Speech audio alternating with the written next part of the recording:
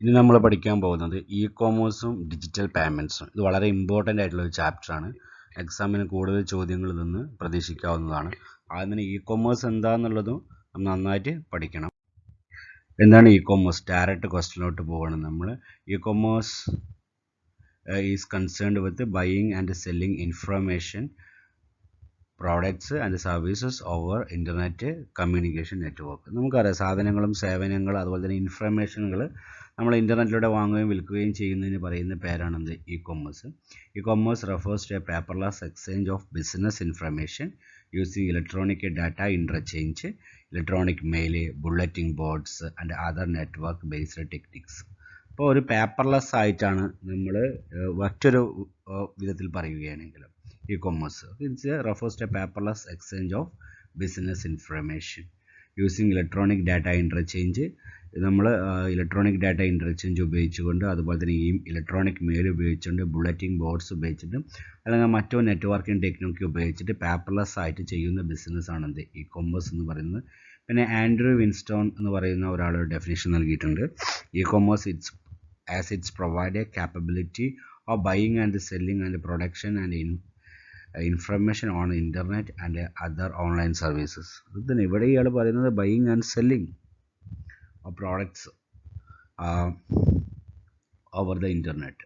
ഇപ്പോൾ ഇൻ്റർനെറ്റ് ഉപയോഗിച്ചുകൊണ്ട് സാധനങ്ങൾ വാങ്ങുകയോ വിൽക്കുകയോ ട്രാൻസ്ഫർ ചെയ്യുകയോ ചെയ്യുന്നതിനെയാണ് നമ്മൾ എന്ത് പറയുക? ഇ-കൊമേഴ്സ് എന്ന് വിളിക്കുന്നത്. നമ്മൾ ക്യാരക്ടറിസ്റ്റിക്സ് ആണ് നോക്കുന്നത്. ആദ്യം ഉബിക്വിറ്റി ആണ്. Ubiquity means it is available everywhere and all times. അതായത് നമ്മൾക്ക് ഈ ഓൺലൈൻ ബിസിനസ് ഏത് സമയത്തും എപ്പോൾ വേണമെങ്കിലും പ്ലേസ് ആൻഡ് ടൈം അതൊരു കൺസ്ട്രെയിനേ അല്ല, ഏത് സമയത്തും നമുക്കത് യൂസ് ചെയ്യാൻ പറ്റും എന്നാണ് പറയുന്നത്, അല്ലേ? അതായത് നമ്മളെ മൊബൈൽ ഫോൺ റീചാർജ് നമുക്ക് ട്രഡീഷണൽ ആണെങ്കിൽ രാവിലെ ഷോപ്പിൽ പോയിട്ട് ചെയ്യാൻ പറ്റുള്ളൂ. ഷോപ്പ് ഒരു പർട്ടിക്കുലർ ടൈം കഴിഞ്ഞ് ക്ലോസ് ചെയ്യും. പക്ഷേ നമുക്ക് ഓൺലൈൻ സർവീസ് ഉപയോഗിച്ച് ഏത് സമയത്ത് അത് ചെയ്യാൻ പറ്റും. പിന്നെ പറയുന്നത് യൂണിവേഴ്സൽ സ്റ്റാൻഡേർഡ് ആണ്. ലോകത്തെ എല്ലാ ഇ-കൊമേഴ്സുകളും ഫോളോ ചെയ്യുന്നത് സെയിം സ്റ്റാൻഡേർഡ് ആണ്. അതിപ്പോൾ ഇന്ത്യൻ ബേസ്ഡ് ആയിട്ടുള്ള ഫ്ലിപ്കാർട്ട് ആണെങ്കിലും ആമസോൺ ആണെങ്കിലും വലിയ വ്യത്യാസം തന്നെ ഉണ്ടാകുന്നില്ല അവരുടെ കാര്യങ്ങളിൽ. പിന്നെ പറയുന്നത് ആംപിൾ ഇൻഫർമേഷൻ ആണ്. കസ്റ്റമേഴ്സിന് ഒരിക്കലും ഒരു സെയിൽസ്മാനെ ഡിപ്പെൻഡ് ചെയ്യേണ്ട ആവശ്യമില്ല. കാരണം ഇ-കൊമേഴ്സ് സൈറ്റ് കയറിയാൽ തന്നെ അവർക്ക് വേണ്ട ഇൻഫർമേഷൻ അതിൽ തന്നെ വളരെ കൃത്യമായിട്ട് അവൈലബിൾ ആയിരിക്കും. പിന്നീട് പറയുന്നത് ഇൻട്രാക്ടിവിറ്റിയാണ്. അതായത് ഇ-കൊമേഴ്സിൽ നമുക്ക് ലൈവ് ചാറ്റ് റൂമിൽ പ്രവേശിച്ചുകൊണ്ട് നമ്മളെ ഡൗട്ടുകളെല്ലാം ക്ലിയർ ചെയ്യാൻ പറ്റും. അതുപോലെ തന്നെ ഇൻഫർമേഷൻ ഡെൻസിറ്റിയാണ്. നമുക്ക് ധാരാളം ഇൻഫർമേഷൻ നമ്മളെ പ്രൊഡക്റ്റിൻ്റെ പ്രൈസ്, എമൗണ്ട്, ക്വാളിറ്റി എല്ലാ കാര്യങ്ങളും നമുക്ക് ലഭ്യമാണ്. അടുത്തത് കസ്റ്റമൈസേഷനാണ്. E-commerce technology permit the personalisation and merchant can target their marketing message to specific individuals by adjusting message to a person's name, interest and past purchases. അതായത് ഒരു കസ്റ്റമേഴ്സിന് അവർക്ക് ക്ലാസിഫൈ ചെയ്യാൻ പെട്ടെന്ന് പറ്റും, അവർക്ക് പേഴ്സണലി മെസ്സേജ് അയക്കാൻ പറ്റും. ഇതൊക്കെ അവരുടെ പാസ്റ്റ് പർച്ചേസിൻ്റെ ബേസിൽ ഇവർക്ക് ചെയ്യാൻ പറ്റും. പിന്നീട് പറയാൻ പോകുന്നത് ഇമ്പോർട്ടൻസ് ഓഫ് ഇ-കൊമേഴ്സ് ആണ്. ഒന്നാമത് കസ്റ്റമർ സോവർണിറ്റിയാണ്.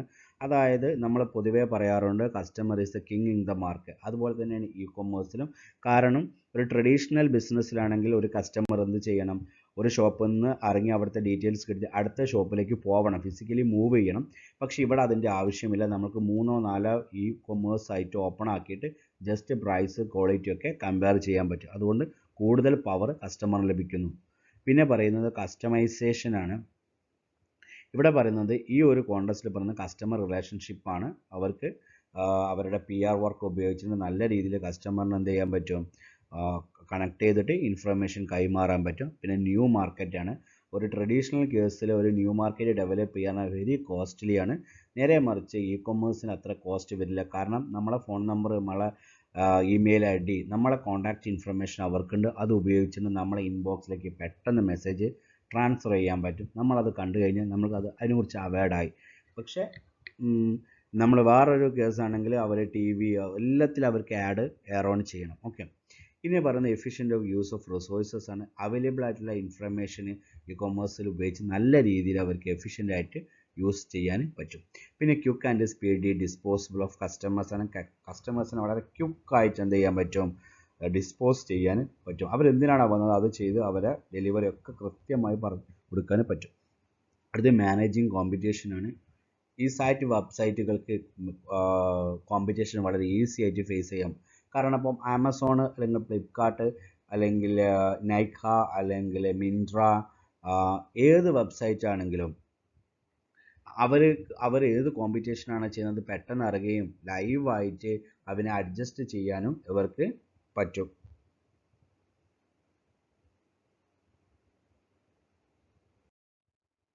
ഓക്കെ, ഇനി നമ്മൾ പറയാൻ പോകുന്നത് ഒരു കൊമേഴ്സ് ബിസിനസ്സിന് ചെയ്യാൻ പറ്റുന്ന ബിസിനസ്സുകളാണ്. ഏതൊക്കെ പ്രൊഡക്ട്സുകൾക്ക് അവർക്ക് കൃത്യമായിട്ട് വിൽക്കാൻ കഴിയുമെന്നാണ്. ഒന്ന് പറയുന്നത് selling of commodity items. Commodity items എന്ന് അർത്ഥമാക്കുന്നത് ഒരു ഗുഡ്സ് ഓർ സർവീസസ് ആണ്. ഇത് നമുക്ക് ഒരിക്കലും ഡിസ്റ്റിങ്ക്വിഷ് ചെയ്യാൻ പറ്റില്ല അതേ സിമിലർ ഐറ്റത്തിൽ നിന്നും. ഓക്കെ, അത്തരത്തിനാണ് നമ്മൾ കമ്മോഡിറ്റി ഐറ്റംസ് എന്ന് പറയാം. അതായത് books, CD, clothings, electronic, computer goods. ഇനി നമ്മൾ പറയുന്നത് ഇൻഫർമേഷൻ ബേസ്ഡ് പ്രോഡക്ട്സ് ആണ്. ഇൻഫർമേഷൻ ബേസ്ഡ് പ്രോഡക്ട്സുകൾ എന്ന് പറഞ്ഞിട്ടുണ്ടെങ്കിൽ അത് computer, software, books, travel, consumer electronics, magazine, subscription are the most popular online products at present. അടുത്തത് പറയുന്നത് നമ്മൾ സർവീസസ് ആണ്. ഒരുപാട് സർവീസസ് കൊമേഴ്സ് ഉപയോഗിക്കുന്നുണ്ട്. ഇപ്പോൾ ഓലെ അത് നമ്മൾ ഉപയോഗിക്കുന്നത്, അതുപോലെ തന്നെ സൊമാറ്റോ, ഇതൊക്കെ നമ്മൾ ഈ ഒരു സൈറ്റ് ഉപയോഗിച്ചിട്ട് അവരുടെ സർവീസ് നമ്മൾ കൂടുതലായിട്ട് ഉപയോഗിക്കുക. അതുപോലെ തന്നെ ഓൺലൈൻ ആയിട്ട് നമ്മൾ ചെയ്യുന്ന പല സർവീസുകൾ, ഇപ്പോൾ എയർ ടിക്കറ്റിങ്, അതുപോലെ തന്നെ ട്രെയിൻ ടിക്കറ്റ് എടുക്കുന്നതൊക്കെ നമ്മൾക്ക് ഒരു ഓൺലൈൻ ബിസിനസ് തന്നെയാണ്. അടുത്തത് ഇൻവെസ്റ്റ്മെൻറ്റ്. ഇതുപോലെ തന്നെയാണ് ഇൻവെസ്റ്റ്മെൻറ്റ്. നമ്മൾക്ക് പല കമ്പനികളുടെയും അതുപോലെ പല ബാങ്കുകളുടെയും ആപ്പുകൾ നമ്മളെ കയ്യിലുണ്ട്. അത് ഉപയോഗിച്ചുകൊണ്ട് ബാങ്കിൽ തന്നെ നമുക്ക് പോവാതെ നമുക്ക് ഇൻവെസ്റ്റ്മെൻറ്റ് മറ്റു കാര്യങ്ങൾ ചെയ്യാം, വിഡ്രോവൽ ചെയ്യാം, ട്രാൻസ്ഫർ ചെയ്യാം. ഇതൊക്കെ ഈ കൊമേഴ്സിൻ്റെ ഭാഗമായിട്ട് നമുക്ക് അവൈലബിൾ ആണ്. പിന്നെ പ്രൊഡക്റ്റ് സ്യൂട്ടബിൾ ഫോർ ഷിപ്പിംഗ്. ഇവിടെ ഇത് വളരെ ഇമ്പോർട്ടൻ്റ് ആയ കാര്യമാണ്. കാരണം ഒരു ഓൺലൈൻ ഷിപ്പിംഗ് ഒന്ന് വളരെ അവർ നോക്കും. വളരെ ബൾക്കി അതുപോലെ വെയിറ്റ് ആയിട്ടുള്ള സാധനമാണെങ്കിൽ ഒരു കൊമേഴ്സ് അത് എത്രത്തോളം പ്രൊമോട്ട് ചെയ്യുക എന്നത് വളരെ കുറവായിരിക്കും. കാരണം അവർക്ക് വളരെ കോസ്റ്റ്ലി ആണേനും പിന്നെ അതിൻ്റെ ട്രാൻസ്പോർട്ടേഷൻ അത് ബുദ്ധിമുട്ടായതുകൊണ്ട് അവർ അത്ര അത് പരിഗണിക്കുകയും ഇല്ല. പിന്നെ ഒന്ന് സ്ട്രോങ് ആൻഡ് ബ്രാൻഡ് ഐഡൻറ്റിറ്റി. ഇത് അവർക്ക് വളരെ സഹായകരമാകും. കാരണം ബ്രാൻഡ് ഐഡൻറ്റിറ്റി ഉള്ളൊരു സാധനമാണ് വിൽക്കുന്നുണ്ടെങ്കിൽ കസ്റ്റമേഴ്സിന് കൂടുതൽ ഇൻഫർമേഷന് പാസ് ചെയ്യേണ്ട ആവശ്യമില്ല. പിന്നെ പറയുന്നത് standard and non perishable goods. വളരെ സ്റ്റാൻഡേർഡും അതുപോലെ തന്നെ നോൺ പെറിഷബിൾ, പെട്ടെന്ന് കേടുവരാൻ പറ്റാത്തതുമായിട്ടുള്ള പ്രൊഡക്റ്റുകളാണ് അവർക്ക് കൂടുതൽ അനുയോജ്യം ബിസിനസ് ചെയ്യാൻ. പിന്നെ ഫിസിക്കൽ ഇൻസ്പെക്ഷന് ആവശ്യമുള്ള പ്രൊഡക്റ്റുകൾ അവർക്ക് അത്ര സ്യൂട്ടബിൾ അല്ല. അതുപോലെ തന്നെ പെർമിസിബിൾ അണ്ടർ ദ ലോ പ്രകാരം, നിയമപ്രകാരമായിട്ട് പെർമിറ്റ് ചെയ്തിട്ടുള്ള സാധനങ്ങൾ മാത്രമേ വിൽക്കാൻ പറ്റുള്ളൂ. ലിക്കർ അതുപോലെ തന്നെ ലീഗലി ബാൻഡ് ആയ സാധനങ്ങളൊന്നും അവർക്ക് വിൽക്കാൻ സാധിക്കില്ല ഓൺലൈനിലൂടെ. ഇനി പറയാൻ പോകുന്നത് ട്രഡീഷണൽ ബിസിനസ്സും അതുപോലെ കൊമേഴ്സ് തമ്മിലൊരു വ്യത്യാസമാണ്. ഇത് നിങ്ങൾ പഠിക്കണം. കാരണം ഇത് എക്സാമിന് ചോദിക്കാൻ വളരെയധികം സാധ്യതയുള്ള ഒന്നാണ്. അത് നമ്മൾ ആദ്യം പറയുന്നത് വോളിയം ഓഫ് സെയിൽസ് ആണ്. വോളിയം ഓഫ് സെയിൽസിൽ പറയുന്നത് ഈ ട്രഡീഷണൽ ബിസിനസ്സിൽ വോളിയം എന്ന് പറഞ്ഞാൽ ഒരൊറ്റ കസ്റ്റമറിന് ബൾക്കായിട്ട് സാധനങ്ങൾ പോകാം. നേരെ മറിച്ച് ഈ ബൾക്ക് യൂണിറ്റ് ഒരൊറ്റ ഇൻഡിവിജ്വൽ കസ്റ്റമർ ഉണ്ടായിരിക്കില്ല. നേരെ മറിച്ച് അതൊരു ഡിഫറൻ്റ് ആയിട്ട് രാജ്യത്തിൻ്റെ പല ഭാഗങ്ങളിലുള്ള ആളുകളിലേക്കായിരിക്കും പോവുക. അതിനെ നമുക്ക് ഇവിടെ പറയുന്നുണ്ട്, instead of shipping 100 unit two A single customer at Kochi, the system will send the products to 100 unit to different customers throughout the country, all by small package delivery. അല്ലേ, ഒരു 100 യൂണിറ്റ് ഒരൊറ്റ കസ്റ്റമർക്ക് പോകുന്നത് കൊമേഴ്സിൽ ഇപ്പം 100 യൂണിറ്റ് പോകും. പക്ഷേ ഇത് ഡിഫറെൻ്റ് ആളുകൾക്കായിരിക്കും പോകുക, സ്മാൾ പാക്കേജ് ആയിട്ട്. ഇനി പറയുന്നത് മോർ പ്രൊഡക്റ്റ് എന്നാണ്. ട്രഡീഷണൽ മാർക്കറ്റിൽ കൂടുതൽ പ്രൊഡക്ട്സുകൾ സ്റ്റോക്ക് ചെയ്യാനും അതുപോലെ തന്നെ അത് വിൽക്കാനും സാധിക്കും. പക്ഷേ handling of numerous products is major challenge for online marketers. Online മാർക്കറ്റേഴ്സിന് ലാർജ് നമ്പർ ഓഫ് പ്രോഡക്ട്സും വെറൈറ്റി ഓഫ് പ്രോഡക്ട്സുകളും ഡീൽ ചെയ്യാൻ കുറച്ച് ബുദ്ധിമുട്ടുണ്ട്. എന്നാൽ ഇപ്പോൾ അത് എന്ത് ചെയ്തിട്ടുണ്ട്, ഒരു പരിധി വരെ പരിഹരിക്കപ്പെട്ടിട്ടുണ്ട്. പിന്നെ പറയുന്നത് ഡയറക്റ്റ് ഇൻട്രാക്ഷൻ ആണ്. ഡയറക്റ്റ് ഇൻട്രാക്ഷൻ പോസിബിൾ ആകൽ ഏതിൽ മാത്രമാണ്, ട്രഡീഷണൽ ആണ്. എന്നാൽ ഡയറക്റ്റ് ഇൻട്രാക്ഷന് ഒരു കൊമേഴ്സിൽ അത്രത്തോളം അല്ല. നമുക്ക് നേരിട്ട് ഫേസ് ടു ഫേസ് കിട്ടാൻ ബുദ്ധിമുട്ടാണ്. ലോവർ കോസ്റ്റ്, ഇത് ഏറ്റവും കൂടുതൽ കൊമേഴ്സിനെ സംബന്ധിച്ചിടത്തോളം ലോവർ കോസ്റ്റാണ്. അതിൻ്റെ മെയിൻറ്റെയിനിങ് കോസ്റ്റും അതുപോലെ തന്നെ സ്റ്റാഫിൻ്റെ സാലറി, അധികം സ്റ്റാഫ് ഉണ്ടാവണമെന്നില്ല. അതുപോലെ തന്നെ വെയർ ഹൗസിൻ്റെ വാടക മാത്രമേ ഉണ്ടാവുള്ളൂ. ഷോപ്പ് മെയിൻറ്റെയിൻ ചെയ്യുന്ന അത്ര അവർക്ക് ബുദ്ധിമുട്ടുണ്ടാവില്ല. പിന്നെ ആക്സസ് ആണ്. അതായത് നമ്മളിപ്പോൾ ഒരു ട്രഡീഷണൽ ഷോപ്പാണ് ആക്സസ് എന്ന് പറഞ്ഞൊരു ബന്ധമോ അല്ലെങ്കിൽ മറ്റോ ഹർത്താലോ ഉണ്ടായിട്ടാണ് അവിടേക്ക് ആക്സസിബിലിറ്റി നമുക്ക് കിട്ടില്ല.